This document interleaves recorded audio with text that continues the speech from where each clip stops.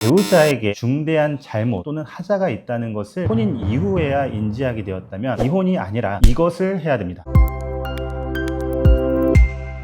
안녕하세요. 법무법인 태아 안산분사무소 지효섭 변호사입니다. 이혼과 혼인 취소 많이들 헷갈리시죠? 모두 혼인의 효력을 상실시키는 제도라고 할 것인데요. 그 원인과 법적인 효과적인 측면에 있어서 굉장한 차이가 있습니다. 이혼은 한번 유효하게 성립된 혼인을 지금 이 순간부터 효력을 상실시키는 것이라고 한다면, 혼인의 취소는 애초에 혼인을 하지 않았던 것처럼 과거로 되돌려주는 것을 말합니다. 오늘은 실제 사례를 통해서 혼인 취소에 관해서 살펴보도록 하겠습니다.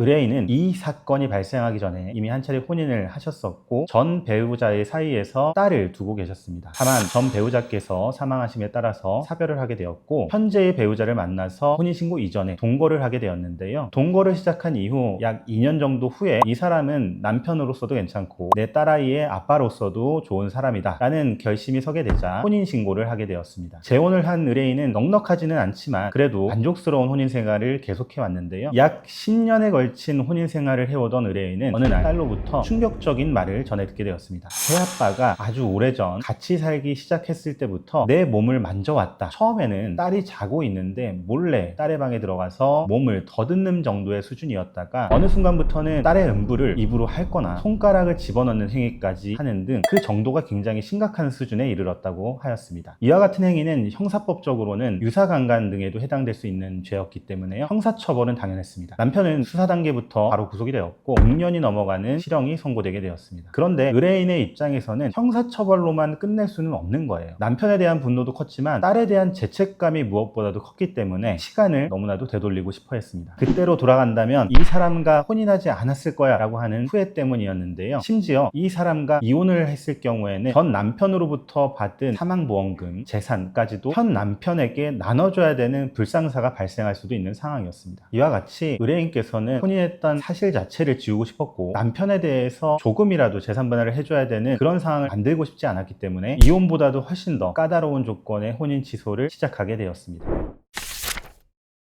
민법 제816조는 악질, 기타 중대한 사유가 있음을 알지 못하고 혼인한 경우 또는 사기 강박에 의해서 혼인의 의사표시를 한 경우에는 혼인 취소를 할 수 있다라고 규정하고 있는데요. 혼인한 시점 당시에 배우자에게 특정한 잘못이 있음에도 불구하고 이를 알지 못한 채 혼인신고를 했다라는 점을 입증하는 것이 실무적으로는 굉장히 어렵기 때문에 많은 분들께서 혼인 취소를 원하시더라도 어쩔 수 없이 이혼을 선택하는 경우가 대부분입니다. 이 사건의 경우에도 의뢰인의 요청을 받은 저는 이혼과 혼인 취소 사이에서 굉장히 고민을 많이 했었는데요. 의뢰인은 남편과 혼인을 했었던 사실 자체를 되돌리기를 간절히 기원하고 있었고 또한 어떠한 금전적인 재산 분할도 해주고 싶지 않아 하셨기 때문에 혼인 취소를 선택하게 되었습니다. 다행히도 혼인을 하기 전에 남편이 딸에게 했었던 범죄 행위들을 알고 있었다면 혼인 신고를 하지 않았을 것이다 라고 하는 사정에 관해서 판사님께서도 깊이 공감을 해주셨고 덕분에 혼인 취소 소송은 승소로 끝날 수 있었습니다.